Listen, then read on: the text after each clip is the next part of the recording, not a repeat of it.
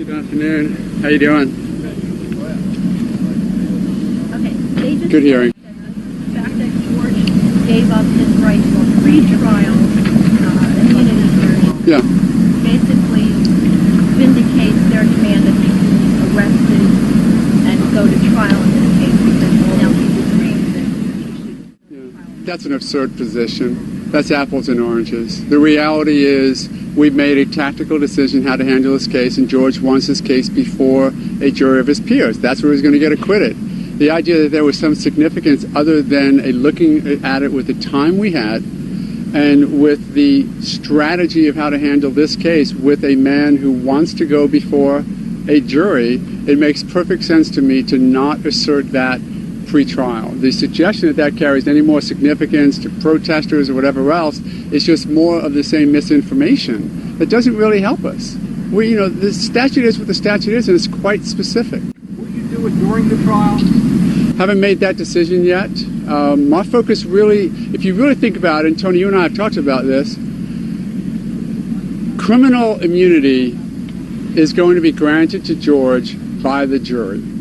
And that is what we are looking towards. So in that context, talking about immunity when we know we're going to have a jury trial is irrelevant. It truly is. So it sounds like there's this huge significance, but when you look at it the way through the statute and with the premise that we want a jury to decide this case, then criminal immunity doesn't matter, and civil immunity is not relevant in this proceeding. That's really the heart of it. Air your case publicly before a jury gets to it, or not going to take the chance of the judge, or I have heard everyone have their prognostications as to how we're going to do it and how we should do it. The reality is, once you make the premise that you want a jury to decide this case, the decisions get to be quite easy. It truly is. Once you decide that issue, then it's not a question of when, where, if, and why. Why is it important to have a jury in your mind to decide? Because even though this case is, in my opinion and my view of the facts, a quite straightforward self-defense case based upon the forensic evidence, and you know it as almost as well as I do, with that as a premise, this case has taken on a huge significance well beyond the facts of the case. Trayvon Martin was not profiled because he was black. George is not a racist.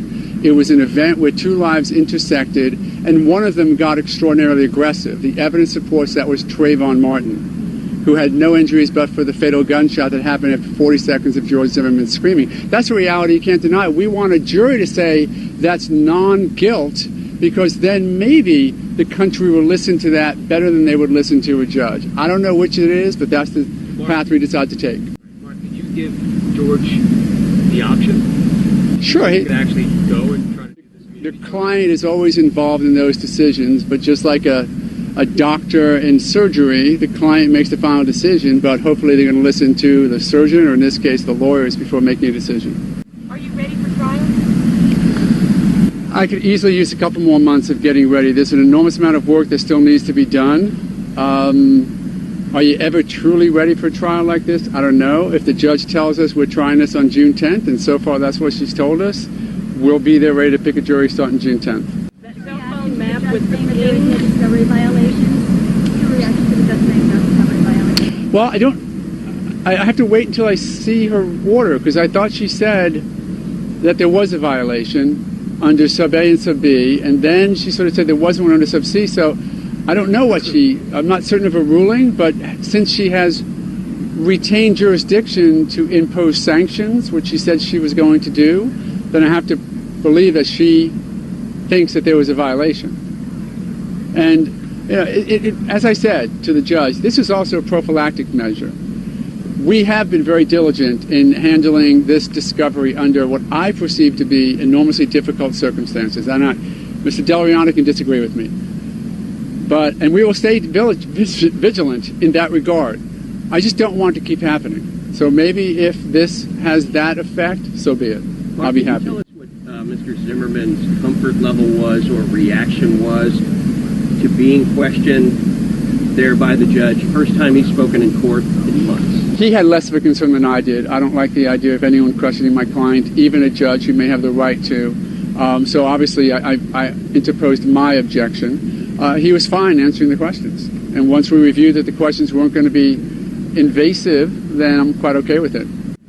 Mark, how does not having a meeting here before the trial affect your overall trial strategy if at all? I don't believe it affects the trial strategy. We're going to present our self-defense case. I think it's quite strong. I think it's well-founded in the forensics and in the witnesses who we can all distill them out and say this says this and this says this. But when you hear all of those witnesses in 1, 2, 3, 4 week trial and what they say, I think it's going to convince a jury that holistically, looking at the whole picture, exactly what happened that night was George Zimmerman did nothing wrong and was attacked by Trayvon Martin. Mark, this may be ahead of the game, but are the statements that Witness 8 attributes to Trayvon Martin that night on the phone hearsay, and would you seek to block them from being entered into evidence? There are evidentiary concerns wrapped around that entire event.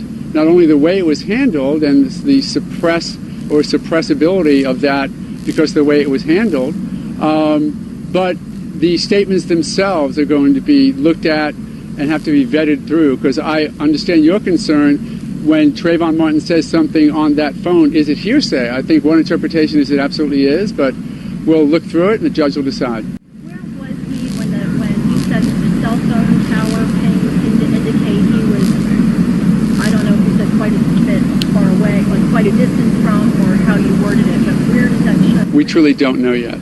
We're trying to find that out. An indication would suggest that he was north and west of the 7-Eleven quite a ways, but we don't know. My frustration is that we found that out coincidentally by going there to FDLE and looking through their files. I still don't believe that that's the way discovery is supposed to occur in this state. Maybe I've just been wrong for 30 years, but I don't think so. What do you think it indicates, even if it were? You know, I don't know. Maybe nothing, but we get to find out. And if it indicates that he was somewhere in a car or driving somewhere else, I would just like to know. You know, my frustration is not knowing the facts of what happened. Then I get to deal with what we're going to do with them. So when I find out information that tells me you don't have the facts, when I find out that I have to wait 6 months to find out that Witness 8 is an adult, it's like, wait a minute. Why do I have to do that? I have to find out that Trayvon may have been somewhere else. Why do I have to wait? Why do I have to go to FDLE to get the report that Sanford Police Department had concerning events revolving Trayvon Martin that they had 7 months, 8 months before? Why do I have to wait for that? What crimes were Miami-Dade School Board police investigating involving Trayvon Martin, and why they allege it was not a crime, and you have a different interpretation? I think that those may be protected records at this point in the process, so I don't think that... Actually, Mr. Delarionda opened that door a little bit by saying that someone may have determined that some event or some piece of equipment was or wasn't a weapon. You may want to ask him, because I don't think that we're supposed to be talking about that just yet. It'll certainly be in a courtroom. Will it be evidence at trial? Could it be? Yes. The answer to could it be is absolutely yes. Is this connected to what we've read in the past about possible burglary, quote unquote, with a screwdriver, jewelry that did or did not belong to him in the backpack? I think that would be commenting on the record itself, and I want to be cautious about that. Have you had any thoughts or discussions about a possible plea? Yes. What have they done? This case is going to be tried by a jury. Was there So there's been no offer made, and there's been no offer extended. Did she ask if there were talks about a plea? Oh, in other words, well, what were the talks then? I've talked about it with Mr. West and my client and everybody else on our team, and we don't have a plea offer from the state. We haven't offered anything to them, and I can't imagine them offering anything that we would accept, because there's not much we would accept except an acquittal. Renee, how are you going to deal with potentially explosive, if not minimally sensitive issue of the civil settlement came out a few weeks ago from the homeowners associations, insurance backers, to the parents. The implication in the reports I've read is that, you know, if they get on the stand, they've made some money from a previous, prior to trial, civil settlement, the jury should know about that. So if you employ that in the trial strategy, how do you go about doing that? Because one of the Crump team attorneys was highly offended by the suggestion that the parents would rather have a big payoff than their son's life. That's not the suggestion at all. What that's trying to do is just, again, with the misinformation and try to sensationalize something that we're not doing. We are lawyers. We're trained in this. We know the evidence code. The evidence code says bias of a witness is significant evidence to be presented to a jury so that they can decide how to interpret and what credibility to give that witness. This is stuff you learn first year of law school. Okay, so with that as a premise, you then look at those different types of bias and decide what's there. The fact that they received a settlement because their son passed away isn't in and of itself particularly significant. They received a settlement because of certain reasons, but if that settlement was based in part on a presentation of fact or evidence that is not supported by other fact or evidence, then that controversy is open to interpretation by the jury. We know very specifically that Tracy Martin said he thought it was to one cop, but it was to 3 cops there, that it wasn't his son's voice. Then 2 weeks later, after Mr. Crump gets involved, all of a sudden it turns out to be his voice because of a cleaned up tape that doesn't seem to exist. I think that information is going to be relevant for a jury to consider as to whether or not they have modified their testimony because of that potential. Not to mention the potential still exists for suing Mr. Zimmerman and everybody else. For me to suggest that that is not proper bias evidence would be absolutely wrong. We'll decide from the sensitivity standpoint how to address it in court. How long is the trial going to last? You know, I don't know. I've 2 to 3 weeks to pick a jury, 2 to 3 weeks or more for a trial, but I could be off by a factor of 2. Your case in chief, how long? Very hard to say. It's so responsive to the state's case. Let me know what Mr. De La Rionda says to that, and I'll have a better idea. Are you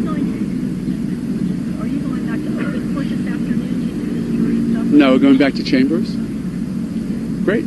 Thanks very much, guys.